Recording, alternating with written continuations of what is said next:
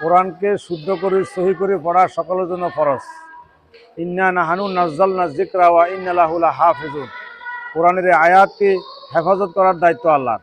তো আল্লাহ রাব্বুল আলামিন এই বিশ্বময় এই পৃথিবীতে কোরআনকে হেফাজত করার জন্য বিভিন্ন হাফেজদেরকে দিয়েই এটার ব্যবস্থা করে থাকেন। আজকে ওজিউল্লাহ ফাউন্ডেশন কর্তৃক আয়োজিত যে হাফেজদেরকে নিয়ে প্রতিযোগিতা করা হচ্ছে, এটা হচ্ছে কোরআনকে হেফাজত করা, কোরআনকে বুকে ধারণ করা, কোরআনকে লালন করা, কোরআনকে প্রতিষ্ঠা করা, কোরআনকে বিশ্বময় ছড়িয়ে দেওয়ার একটি প্রয়াস, চেষ্টা। এই জন্যে আমি বসিরহাট পৌরসভা জামাতের পক্ষ থেকে এই কর্মসূচিকে অত্যন্ত আন্তরিকতার সহিত স্বাগত জানাচ্ছি, ধন্যবাদ জানাচ্ছি। এই নির্বাচনী মাঠে আমরা চষে বেড়াচ্ছি দাঁড়িপাল্লার পক্ষে কার্যক্রমে, তন্মধ্যেও এই হাফিজে কোরআনদেরকে নিয়ে আজকের এই প্রোগ্রাম। এই প্রোগ্রামে আসার মূল উদ্দেশ্য একটা, কারণ হচ্ছে একটি, আমরা কোরআনকে লালন করি, কোরআনকে ধারণ করি, কোরআনকে পালন করি, কোরআনকে প্রতিষ্ঠা করার জন্য চেষ্টা করি।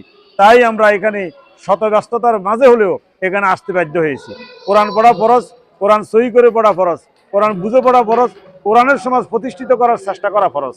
আর সে কারণে এই হাফেজরা এই চেষ্টার সাথে জড়িত থাকার কারণে তাদেরকে অন্তরস্থল থেকে আমি মোবারকবাদ জানাই, কৃতজ্ঞতা জানাই। আল্লাহ রাব্বুল আলামিন তাদের সিনার ভিতরে, মেজাজের ভিতরে কোরআনকে লালন করার তৌফিক দান করুন, বিশ্বময় ছড়িয়ে দেওয়ার ব্যবস্থা করে দিন, আর কোরআনকে তাদের জন্য সহজ করে দেন। আমরা এই ধরনের কর্মসূচিকে স্বাগত জানাচ্ছি।